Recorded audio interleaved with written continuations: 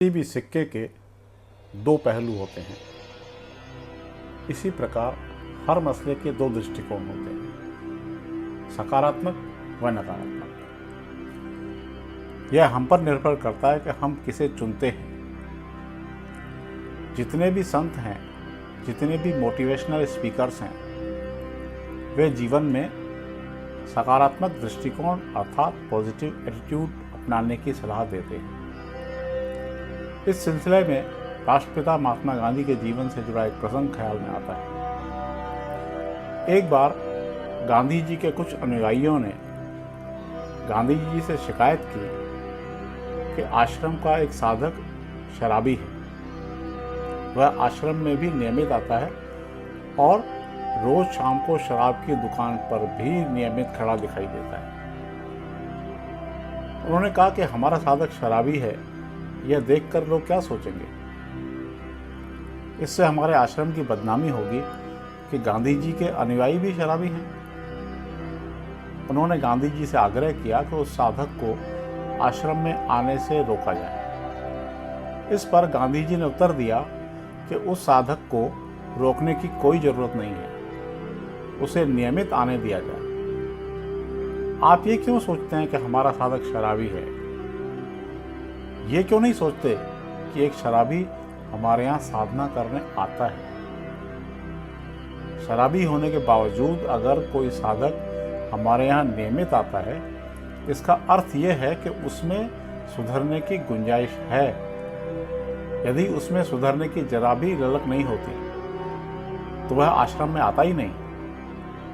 शराबी होने के बावजूद उसकी रुचि सदाचार में है, इसी कारण आश्रम में आता है।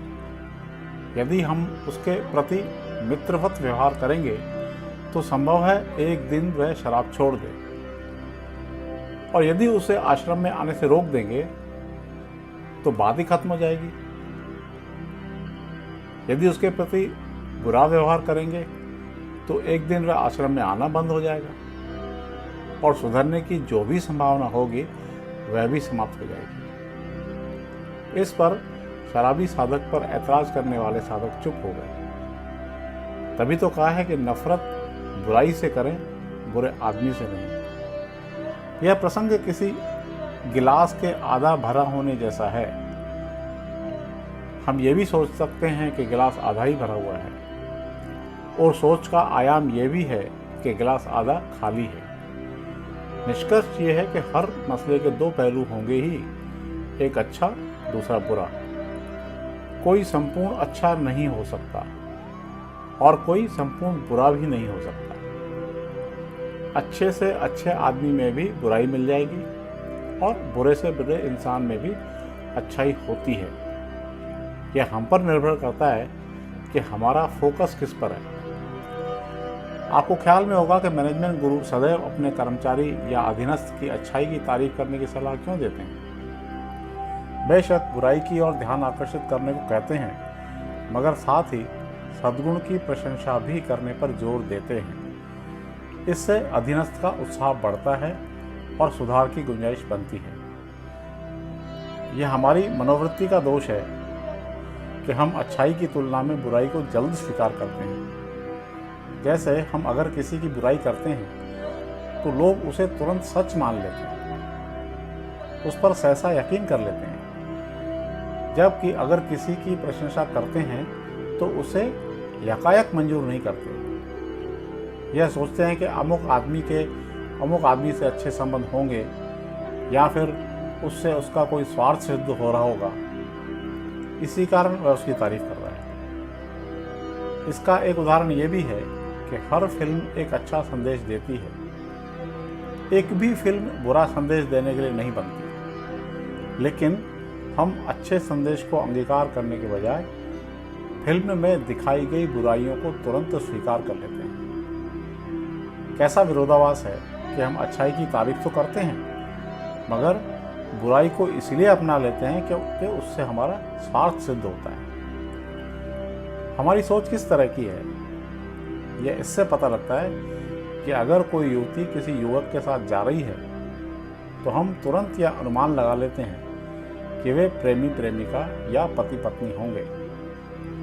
हम कभी ये नहीं सोचते कि वे भाई बहन भी हो सकते हैं। बहरहाल, सकारात्मक दृष्टिकोण अपनाने के लिए गांधी जी से जुड़ा प्रसंग सटीक लगा, इसी कारण इसको साझा करने की इच्छा हुई। स्वामी न्यूज प्रस्तुत करता है एक अनूठी प्रतियोगिता।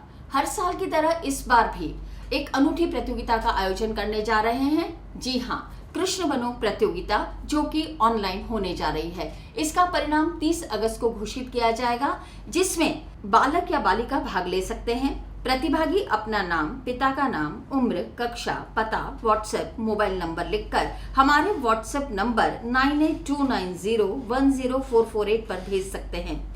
प्रतिभागी कृष्ण या राधा बनकर अपनी प्रस्तुति मोबाइल को आड़ा कर यानी हॉरिजॉन्टल वीडियो बनाकर भेजें। हमारे स्पॉन्सर्स हैं मैसर्स मंगलम एजेंसीज, 14 दयानंद स्कूल, केसरगंज, अजमेर, 9414007069। और दूसरे हमारे स्पॉन्सर्स है रसोई रेस्टोरेंट। और इन दोनों के सौजन्य से सारे प्रतिभागियों को जो जीतेंगे उन्हें पुरस्कृत किया जाएगा। फूड कूपन्स इनको दिए जाएंगे, जो कि रसोई रेस्टोरेंट की तरफ से दिए जाएंगे। स्वामी न्यूज के सभी दर्शकों से निवेदन है कि अपने छोटे छोटे बच्चों को राधा या कृष्ण बनाकर ऑनलाइन प्रतियोगिता में भाग लेने के लिए बाध्य करें और उनके हुनर को सबके सामने लेकर आए, क्योंकि स्वामी परिवार हमेशा यही चाहता है कि शहर को एक सशक्त मनोरंजन मिले और हेल्दी मनोरंजन मिले। इसलिए मैं आप सभी से निवेदन करती हूँ कि अपने बच्चों को सुंदर सुंदर राधा और कृष्ण बनाकर इस प्रतियोगिता में बढ़ चढ़कर भाग लें। धन्यवाद।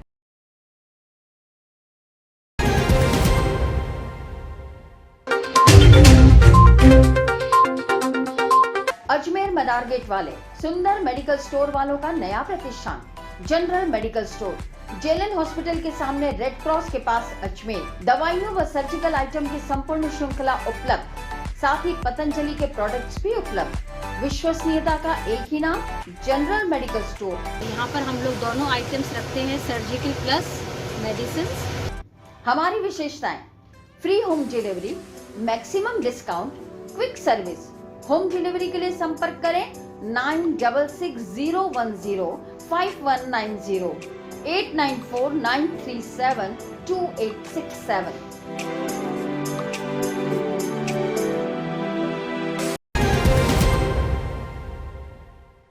श्री लक्ष्मी विहार, फाइसागर रोड, अजमेर।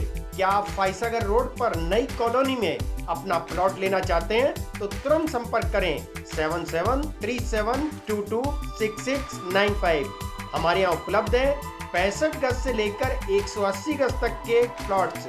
आज ही बुक करें, बने अपनी जमीन के स्वयं मालिक। अगर आप बना बनाया मकान भी लेना चाहते हैं तब भी संपर्क करें 8302503428। Shri Lakshmi Vihar, Faisagar road, Ajmer.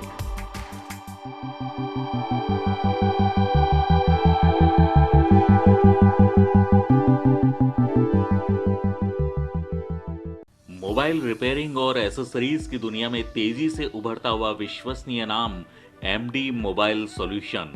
Station road स्थित एमडी मोबाइल सॉल्यूशन पर उपलब्ध है एक से बढ़कर एक mobile cover, power bank, charger, glass guard, Gorilla glass, blue matte glass, charging cable, self photo cover, headphone, earphone, bluetooth, pop socket, mobile tripod, pen drive, memory card, bluetooth speaker, data cable और flip cover.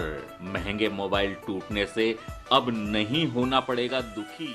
देखिए MI का phone आया है damage, हम इसको ready करेंगे। इसका only ऊपर का स्क्रीन ग्लास टूटा हुआ है, हम इसका ग्लास चेंज करेंगे विथ वारंटी के साथ। आइए।